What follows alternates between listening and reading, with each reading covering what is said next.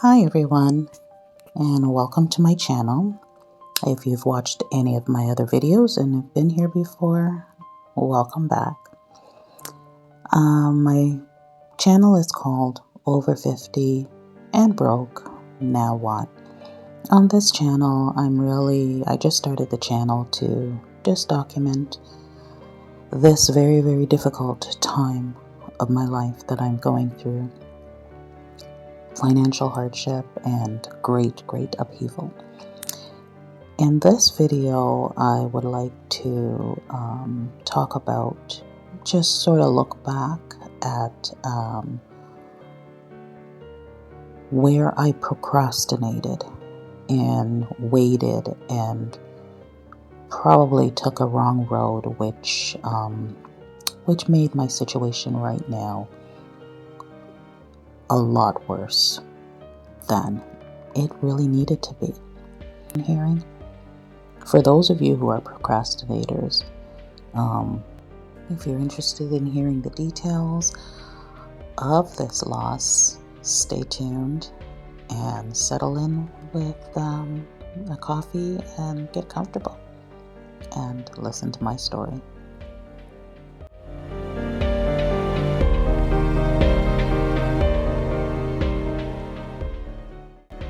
So the truth of the matter is, procrastination costed me big time. Looking back, I now see where I should not have renewed my mortgage in September of 2022. Interest rates had already increased, and my renewal meant a higher mortgage, of course, right? I renewed at a higher rate, 4.9%, 5-year fixed, and that was up from 2.9%. That resulted in $480 more a month.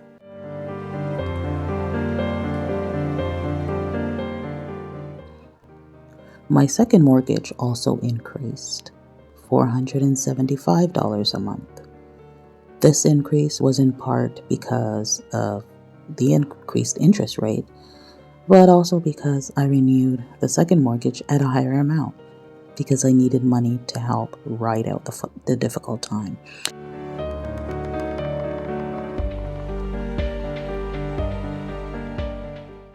My whole thinking and my whole focus was hold on to the house, just ride out the difficult time. Once I make it to the end, things will be manageable again.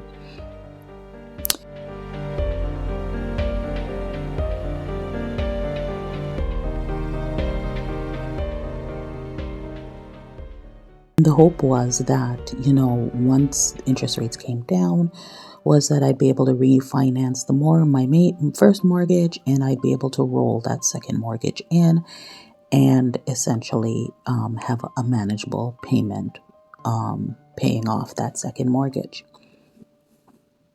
Of course, that's a good plan. But I didn't anticipate that my specific financial situation at the time, I didn't anticipate that would actually not improve to the point that I would have needed it to support me through that higher monthly payment amount. Additionally, my condo maintenance fees increased in August of 2022, so just before my mortgage and my second mortgage increase, my condo fees also increased. So those went from $498 a month to $699 a month, almost $150 a month increase.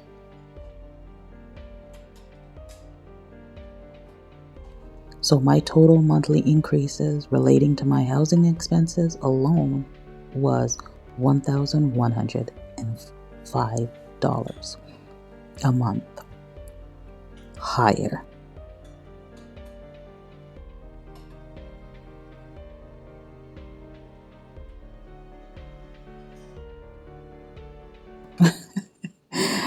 I laugh at that now, and I think back and I think, what was I thinking I did not have the income to support that, but I held on because I thought I would get the income. I would turn things around. I would get supplement my income somehow. I would make it work. I just kept telling myself that. It just didn't work out that way.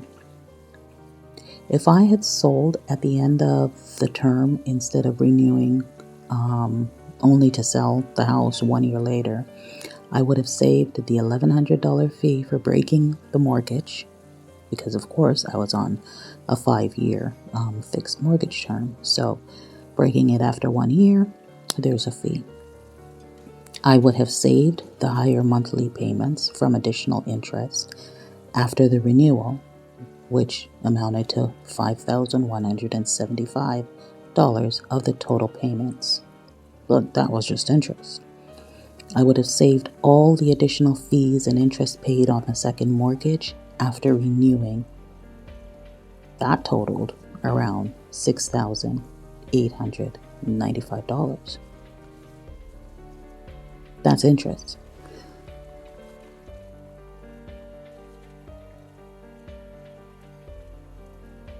I would have likely sold the home for at least $60K more in 2022 because the house prices decreased even more in 2023. After calculating, my sale would have netted me an additional $95,400 in cash in my pocket, just if I had sold at that time in 2022 versus selling a year later in 2023.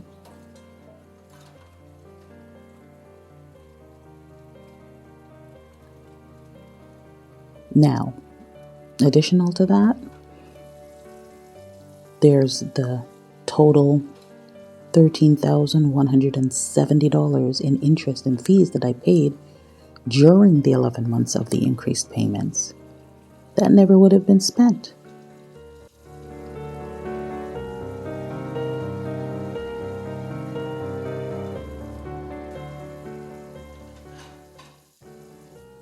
As I say these numbers, it just blows my mind because it all went for nothing.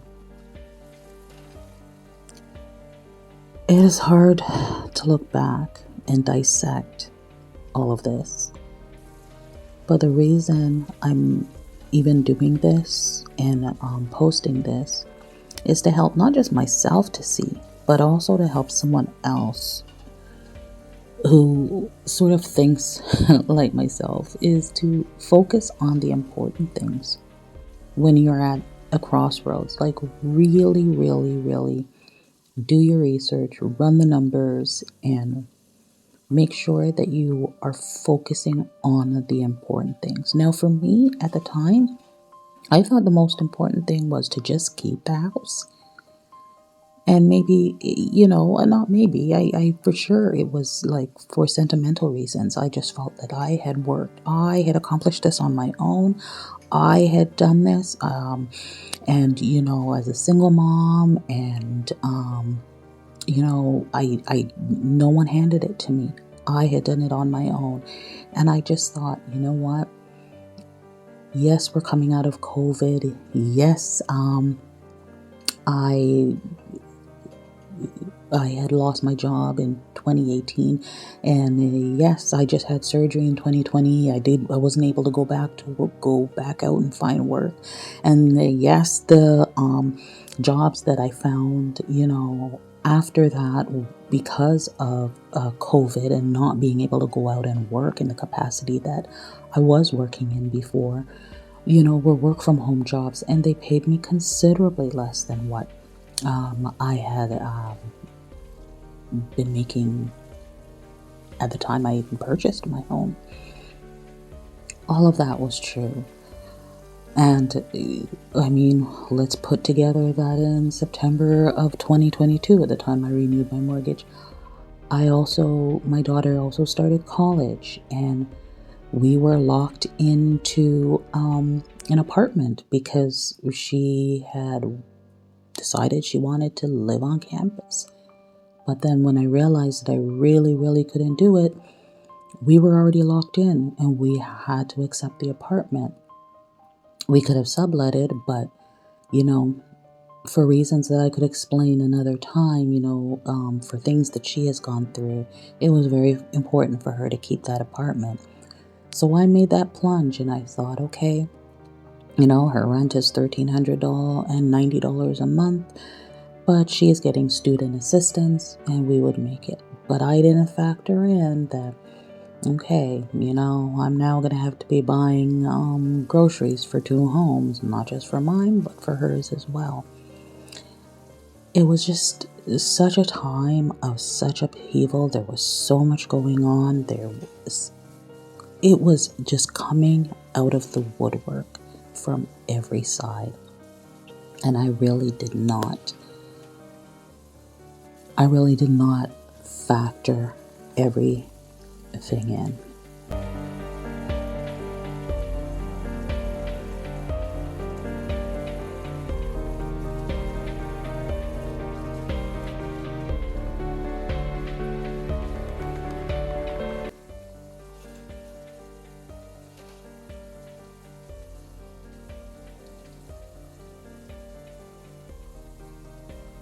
So for sentimental reasons, I held on to my house.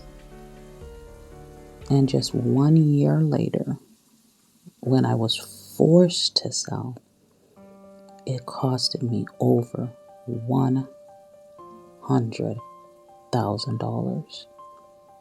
Money that I could have had in my pocket to help me through this continued difficult time. And now I sit here, I'm broke, I'm jobless, and living in a very expensive temp rental. And I look and I see that it could all have been so very different had I just made different decisions.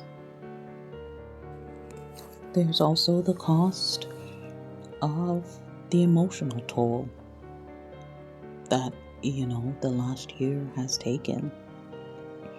I mean, there's emotional toll, I would say, for the last 6 years for things that were just not going. It was just one thing after the other, after the other.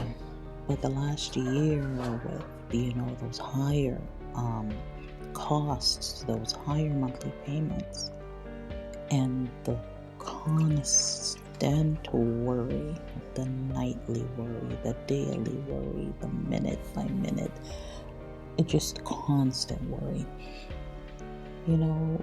There's something to be said about that as well, and how that has impacted my health, and how that has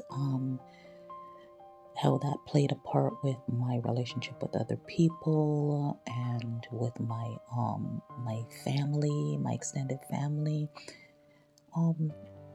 It really, I would say that it really made things deteriorate in multiple areas, not just in my own home, but it took a it took a mental toll, and it is still taking a toll. So I can talk about, the higher cost of living, the increased interest rates, the increase in grocery prices, the increase in just regular monthly expenses, the increase in gas.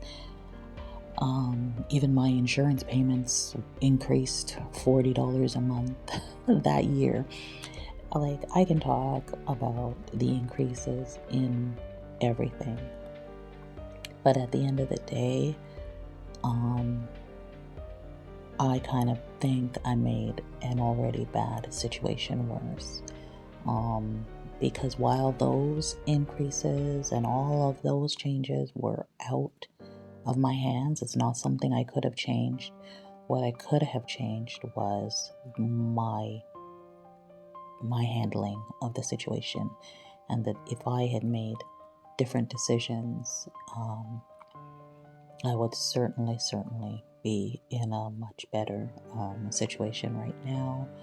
I would be much better with $108,000 extra in my pocket. I would have been able to weather this storm better than I am now, where I've now gotten to a point where it seems absolutely hopeless. It seems like there is no way out of this situation. And I just, hold on to my faith and pray each day and, try to believe that this is not the way it's going to be, and that my next home will not be in the streets, but that something will definitely change this situation for the better. And I've learned a lesson, a very, very costly lesson, albeit, to not just when there are big decisions to be made, to take my heart out of it. And in the past, I have made decisions with my heart, but I don't think in the past that any of those decisions that I made with my heart resulted in such a devastating outcome. And this time it did, and it did it in spectacular form, and it did it at a time when, I'm just at an age where I just don't feel I can recover as easily or as quickly as I could have if I was in my 30s. So this is where we are now. I'm going to keep pushing forward. I'm going to keep trying. So my advice again to anyone who makes decisions with their heart and procrastinates for sentimental reasons, make sure when you're making those big decisions that you try to take the heart and the emotion out of it and look at your situation from all practical sides.